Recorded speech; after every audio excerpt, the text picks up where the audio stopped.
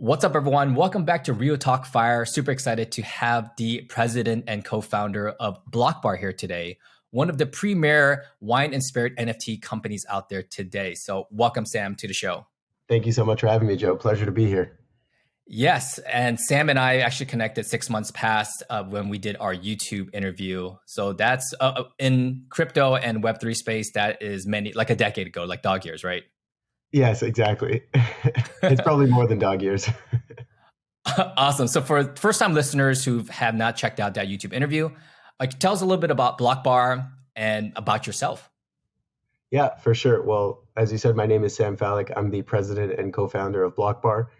We could hop in a little bit into my background as the podcast progressed, but most importantly, probably the reason why most of the people are listening and why you invited me on the show.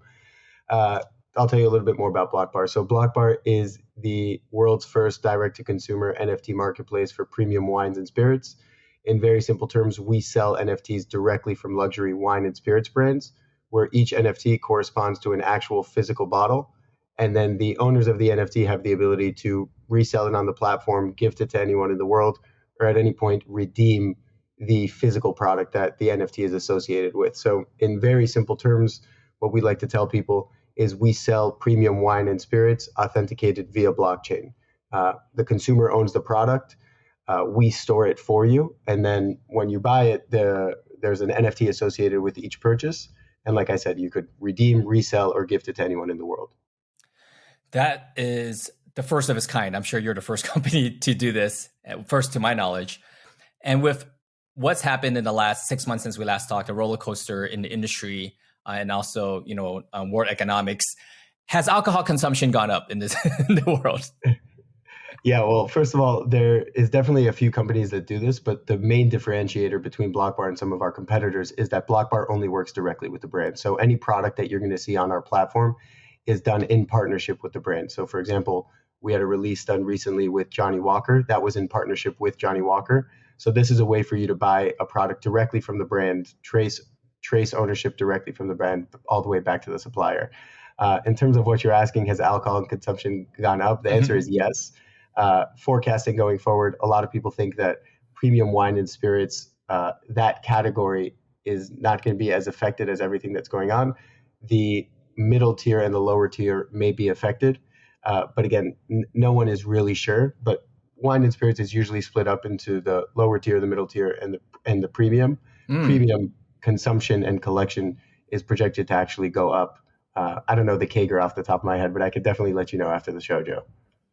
Yeah, definitely. That's how I got interested in the BlockBar, because my friend collects whiskeys. Every time I go to his house, just last month, actually, he came back from a duty-free airport, grabbed another 3 whiskeys. And that's our background, by the way. We come from the duty-free industry. Yeah, he always tells me that's where, he gets the most bang for his buck. And he's always asking me if I'm traveling to grab him some whiskey. Yes. So I learned about your niche, your industry through him. And I've seen that as an alternate investment besides NFTs, or before NFTs even were in play, that this industry's outperformed, the S&P and entire different asset classes. And I'm curious how it's performing now. Maybe we'll see the year-end summary. But I think I've seen some glimpses of it actually doing well, even during these times as everything else is, driving to the bottom. Yeah, premium wine and spirits as an investment is going up. And again, on our platform, we like to focus on the investability, the collectability, but also on the consumption. Because premium wine and spirits at the end of the day is ultimately meant to be enjoyed with family, with friends on certain occasions. So our product is basically proving authenticity up until the point of redemption.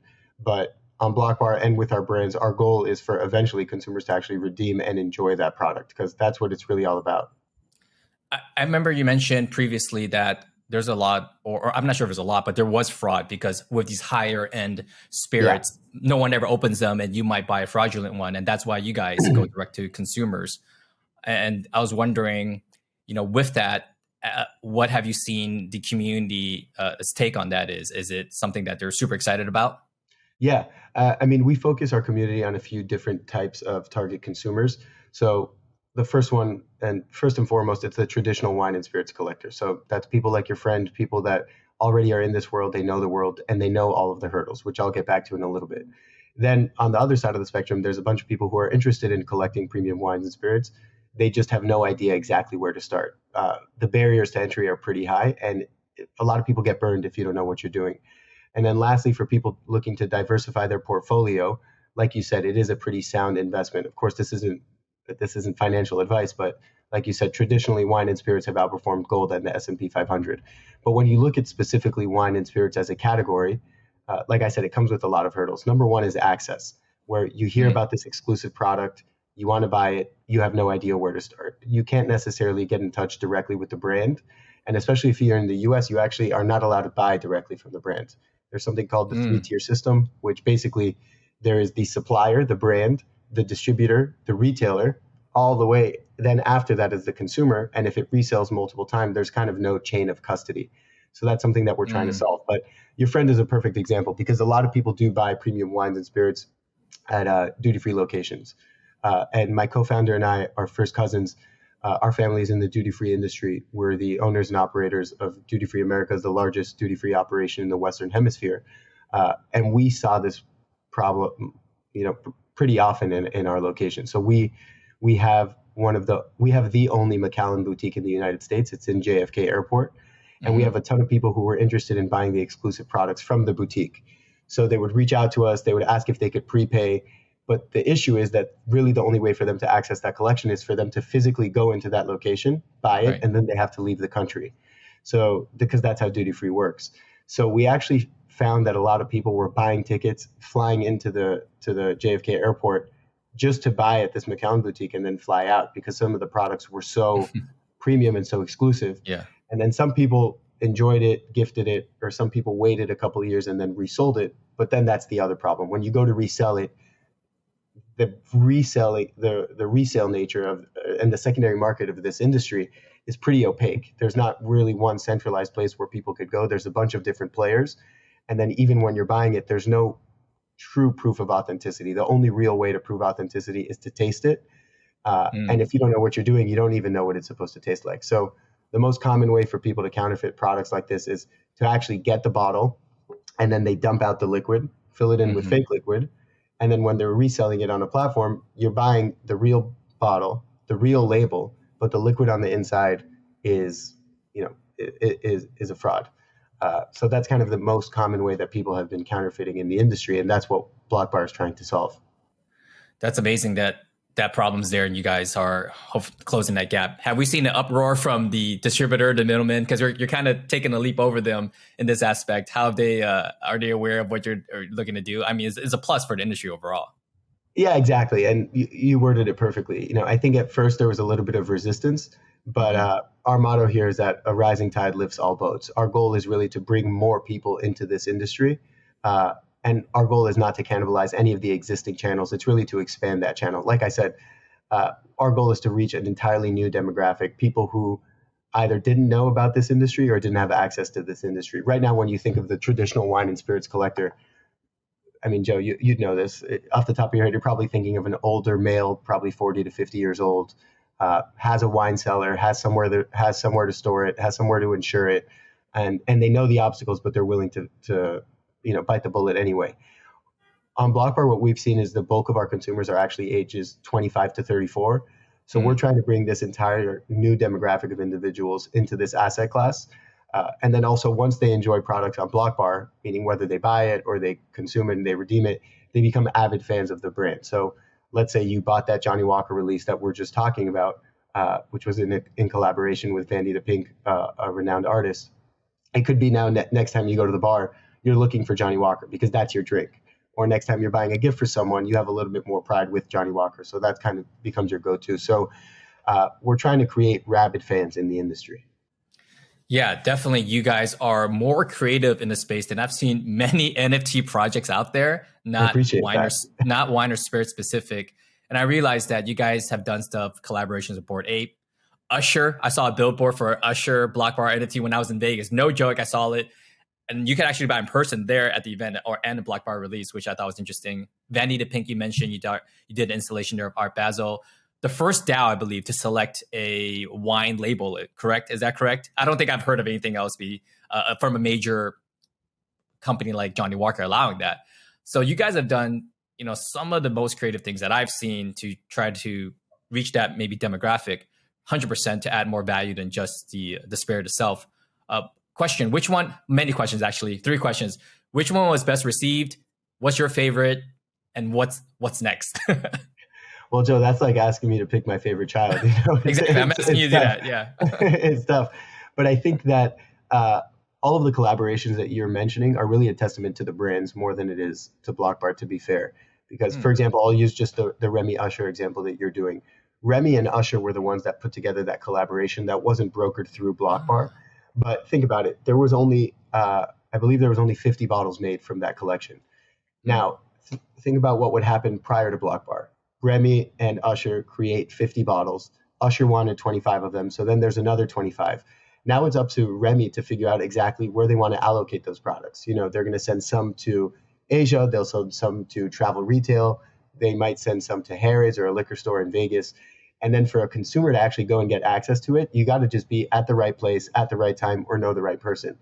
And that's why what we're building at BlockBar is so beneficial for the brands, because it creates kind of a global marketplace and global equal access, democratizing the asset class. Anyone, anywhere in the world, as long as you have access to internet, can go and participate now and buy into the history of the brand, buy into the history of the artist, and then also just enjoy an extreme premium collectible.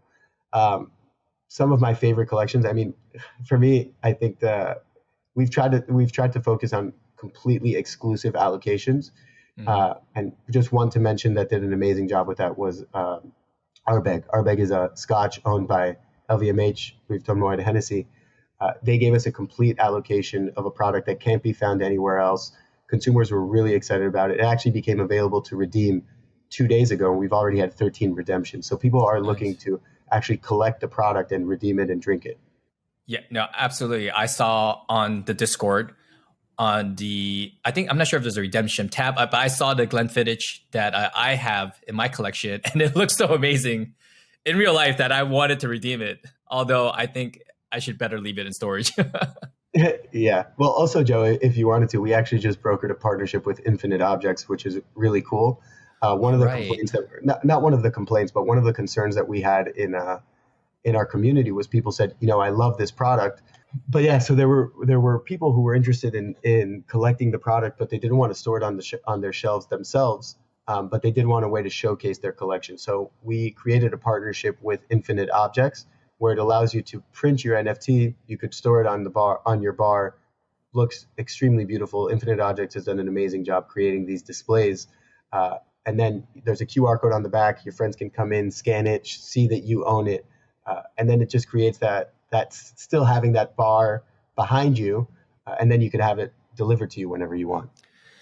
Yeah, definitely. Infinite Objects showing your NFTs digitally is something that I see happening more and more in 2023. Like, I have a lot of physical NFTs that I show off here, but definitely in the digital aspect, in the metaverse, I see that's something that I want to do more so, just because of space, number one, and then also it being a more vivid experience. And I wanted to ask a question about BlockBar. Something that I saw in the news this last week was IKEA was doing digital twinning, NFTs attached to the furniture to show the life cycle of it, right? And I know that you mentioned that with the chains of the supply chain of how it works currently with the distributor and the middleman getting watered down, we don't know the authenticity of it. That maybe you guys can solve not only the authenticity problem, but also maybe we can showcase some of the origins, right? Like I think you mentioned on the previous interview where the grapes come from, how the soil was during the time, and all that stuff. Is that in the works? Is that coming out?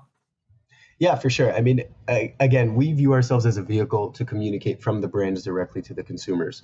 So it's up to the brands. And I think, like you were saying, one of the things that makes wine and spirits so collectible is how rare each one is. Meaning, when you create a vintage of 1985 from Bordeaux, that wine has to be specifically in that region. It's when it's in a specific confine of borders. The season, the weather, the storage, everything plays into the actual product. And that's why no two vintages are alike.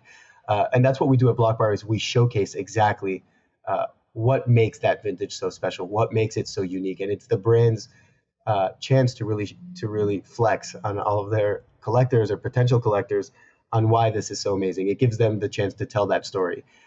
And then now that we're kind of, because BlockBar launched around a year ago, so now that we're, building on that relationship with the brands are thinking exactly what you're saying, Joe, which is, how else could we use this? Can we track it all the way back to when the seeds were planted? Can we track it all the way back to when it was barreled while it's aging?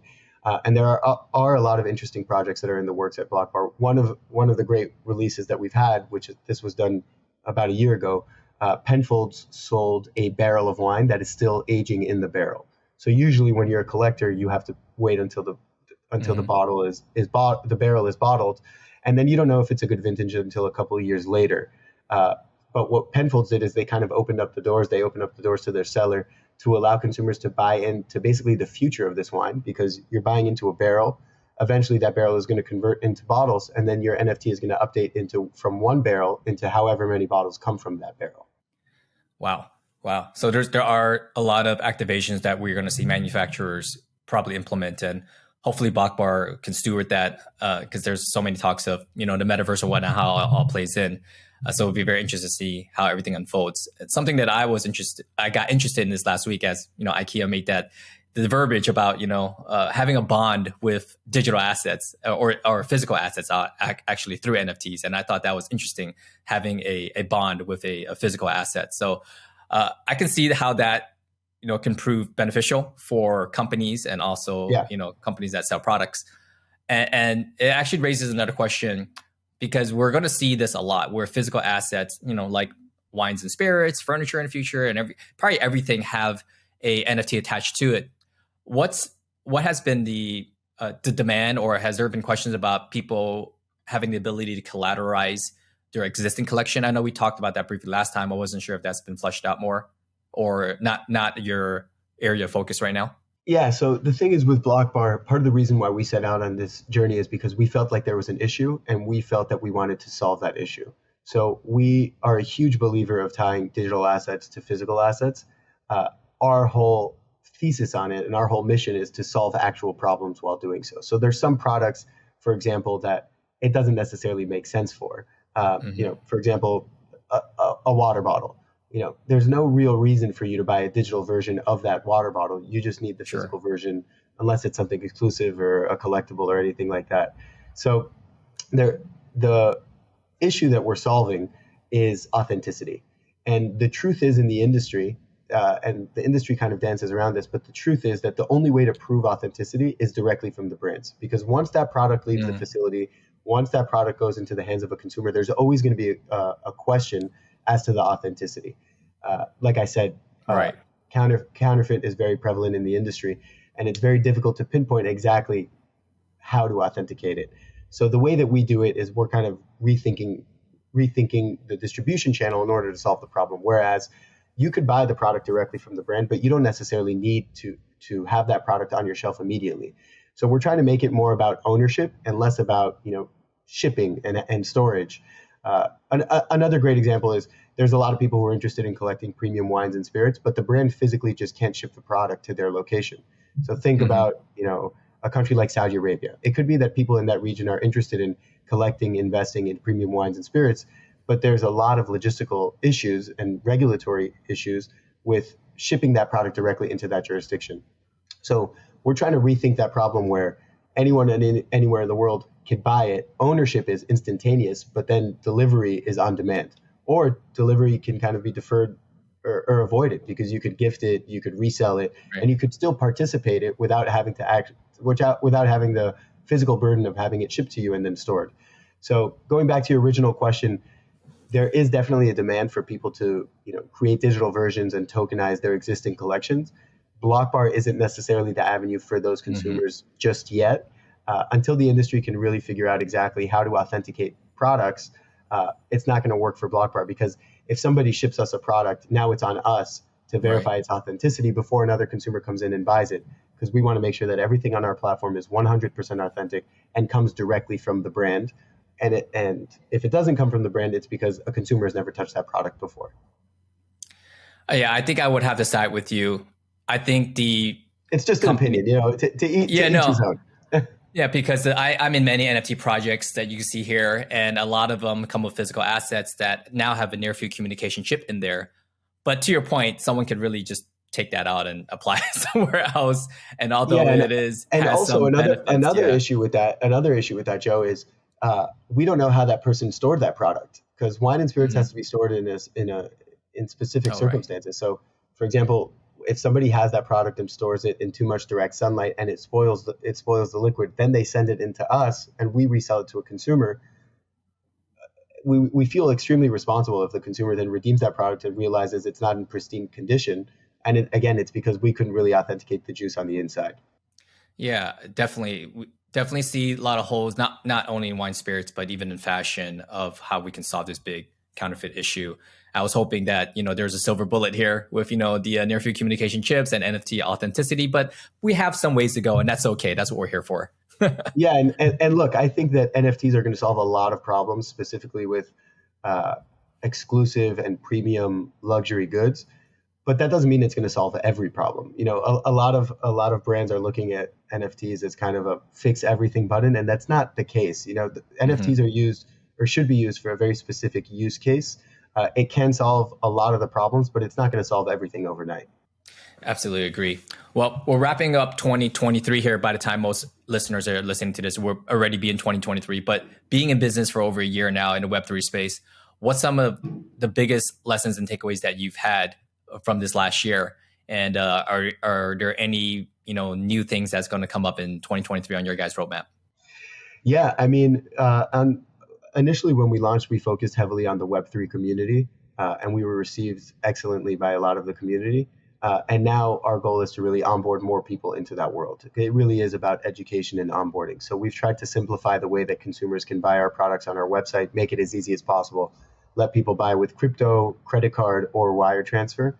And then now we really want to focus on the traditional wine and spirits collector and onboarding them into the world of Web3 to make it a lot more easy and seamless, because it really is about growing the base of Web3 to make the community even stronger. Some lessons that I've learned, from the first year in business, there's countless, but it's just how quickly things can change. I mean, we spoke about it, Joe, earlier. We spoke 6 months ago. Think about how different the landscape was back then. And I think in this industry, people get very intimidated, but it's a breath of fresh air to know that everybody is learning as this is going along. Not everything has been set. The legal precedent for a lot of stuff that's going to happen in the future is going on right now. So I always say that anyone looking to enter this space, I wouldn't get intimidated by some of the stuff that you don't know in the industry, because I'm very weary of people in this industry who say that they're an expert just because of how quickly things change. So I wouldn't be discouraged. And then I also think it's very important to know exactly why you're getting into this industry. Like we were talking about earlier, there's a lot of brands that are getting into the industry as kind of a marketing campaign, which is fine, or to solve specific problems, whatever it is. Whenever there's an NFT or a Web3 product being launched by a traditional Web2 company, I think that it's really important to know exactly what your goal is, to pinpoint exactly why you're getting into this space, how you're going to utilize the technology, whatever it is. And if it's just for marketing, just be transparent about that, because I think that the community is a lot smarter than people give them credit for. And when it's inauthentic, it's pretty easy to spot by the community. Absolutely. So no sneak peek or alpha on collaborations coming up, because I know you probably have some big ones coming up. We have a lot of exciting collaborations coming on. We have a lot of new people joining the company. We have a lot of new exciting releases. Can't give you too much of a sneak peek, Joe. I could definitely tell you offline once the news breaks. But for everyone, just stay tuned. Follow us on our social channels. We have a lot of exciting collaborations and partnerships coming up. Awesome. Perfect. I'll definitely put all the links to your Discord, your Twitter down below for anyone that wants to check out BlockBar. And we'd definitely love to have you back on after, some more time passes, because it's such a fast moving, interesting space. We'd love to talk more about wine and spirits with you. Yeah. Who knows where we're going to be in 3 months, Joe? Right. Yeah. We all know what happened. This is the post Donald Trump NFT era. Anything can happen. Yeah, exactly.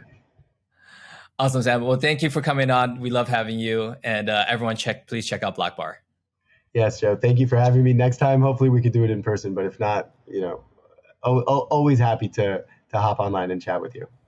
Thank you for Cool. having me. Thank you. Thanks, Sam.